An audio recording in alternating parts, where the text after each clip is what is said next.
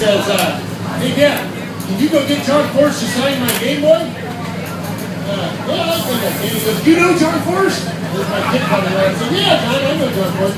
He said, well, go over there and they give you the same thing. He said, no, I'll take you over there and I'll sign it for you. So he go in there and start talking.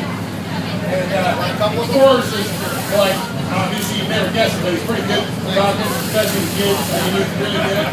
So he's talking, so of course, talking to my kid, and his name's John.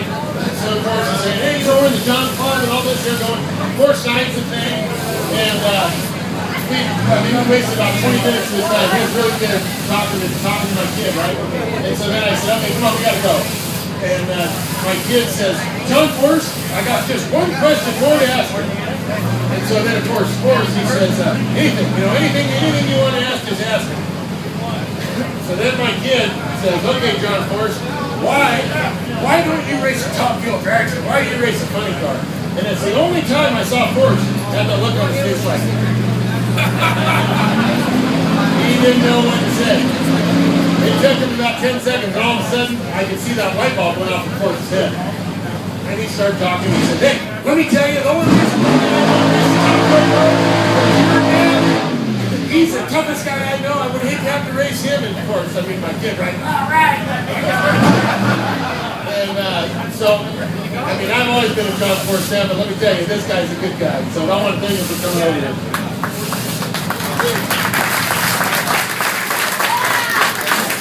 It's always, I love a crowd, but it's always an opportunity. When you feel like you're doing something good, you come here, and I want to say this gentleman right here, can you hear me?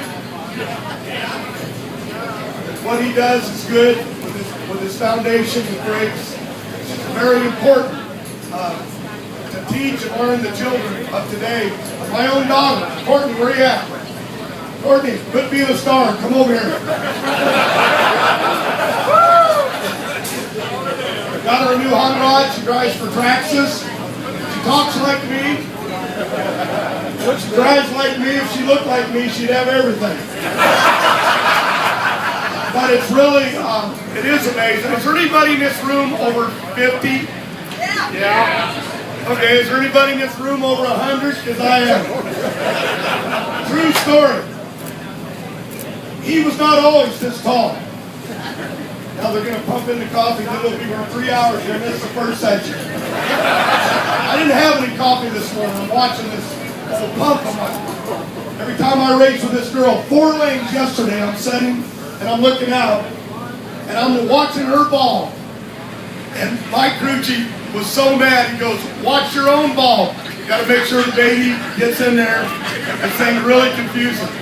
But when I met, that's why I'm slowing down on the coffee. But when I met along the freeway out in California, there was a sign that said, Chet Herbert. I thought it was a rock band. I don't know why. I thought it was a music company. And that was your dad. I used to go there. Now sponsors pay, well, I ain't going to say millions, but they paid up. Antron could be related to me.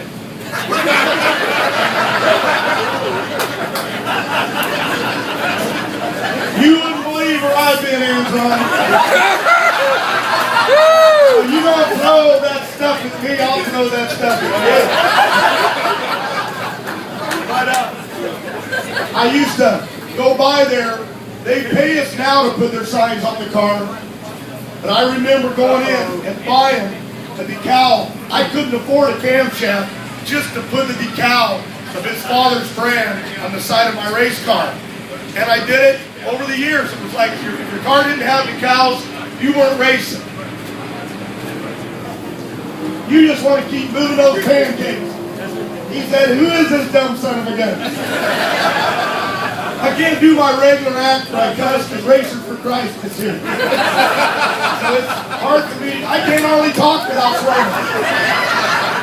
My vocabulary, I don't know how to fill it. Can I just yell shit or something? Please? But I met him. He was a little guy. And you can't believe it, 9 foot tall. He was only this big when I met him. That's how long I've been around. Antron.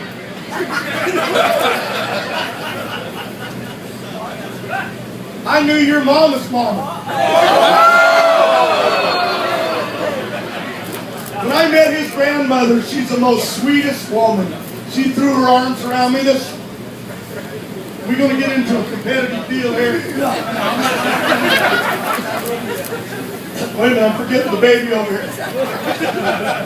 But this whole deal with the family and all this is very important. And we do try to stay together. We do try to teach our kids. That's what it's all about. So you know what I'm going to do? I'm going to let you introduce my daughter. Would you do that? Yes, I'll do. I'm going to let you do that. All right, everybody. Now I got to add something here. Now I know why. When I was growing up as a kid, my mom was a huge John Force fan. Now she don't like me no more. Because you left me with him. You didn't claim me. Now I know who my dad is.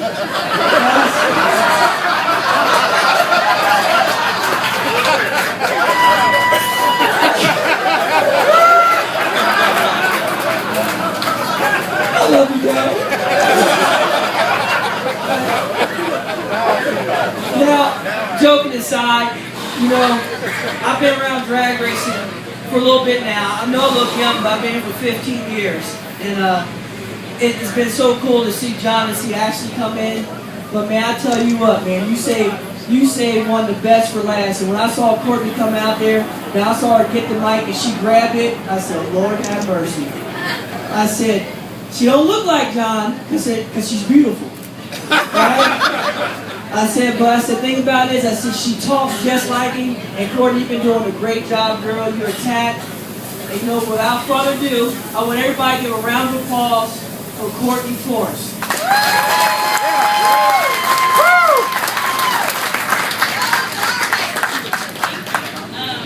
Wow, I don't think I talk as loud or as much as my dad, so I don't know how you guys can compare that. Maybe when I get out of the race car, I talk loud. There's a lot of adrenaline, but no, I mean, we're happy to be here. It's awesome, you know, we know this race program, and hopefully this pancake breakfast is amazing. So I mean, I love being part of it, and I'm happy to be here. So thanks for inviting us, and hopefully we can, you know, bring some awareness to riding safe on the road, and hopefully everyone just has a good time. And 4-wide is amazing, so hopefully you guys have a lot of fun. Yeah, I was talking about teaching you. He was throwing you in the parking lot in the car. Can you hear?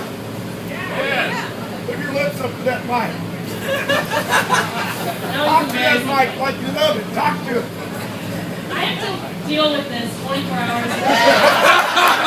All the time, it doesn't stop ever. We pray for you. But yeah. Thank you, Larry. Yeah, Dad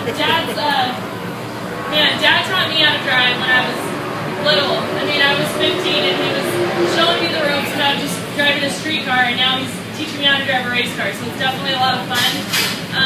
He does his best. He's not very good at, I guess, expressing slowly how to teach someone how to drive. It's a little stressful. I try to go to my mom for that, but when I came into Fuel Funny Car, I knew I had to suck it up and deal with his ways of teaching us. But Ashley's definitely been there to help a lot, so it's definitely been fun, and definitely quite an experience. For 4-wides, I got my hands full here, so it's twice as much work, I guess, for me, but I'm definitely having a good time, and happy to be at the Race program, so thank you for having us.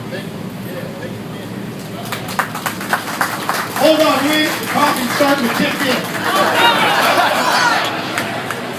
Give us some more coffee. Keep the Let coffee me coming. tell you, anybody got girls? Oh, Jesse's Okay. birthday. Jesse's birthday tomorrow. Where's my daughter? She's right over here. Raise your hand, Jesse. Stand up, Jesse. Jesse, raise your hands.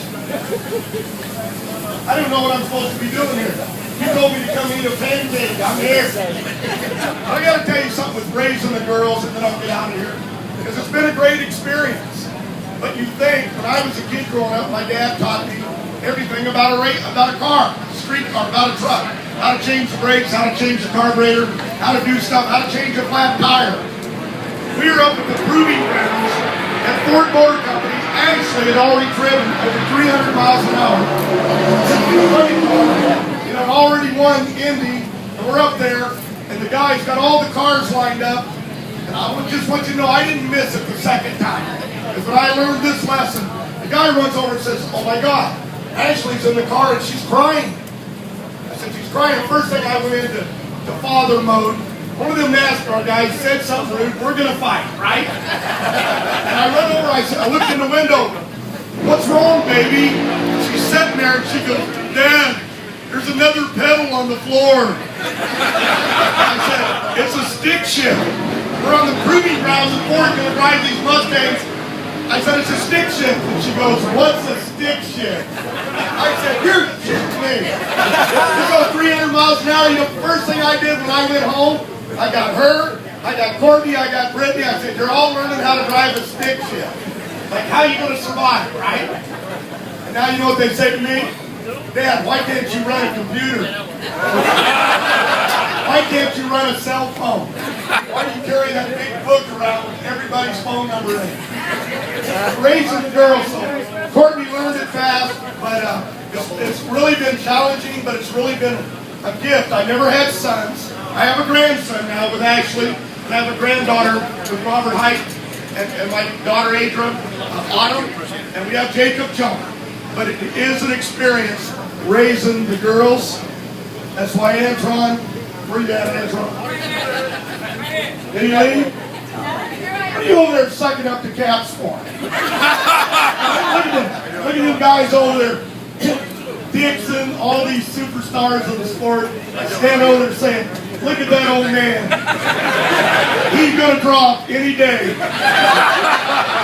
Not a chance. Doesn't cut a deal with the Lord, you're stuck with me for a while.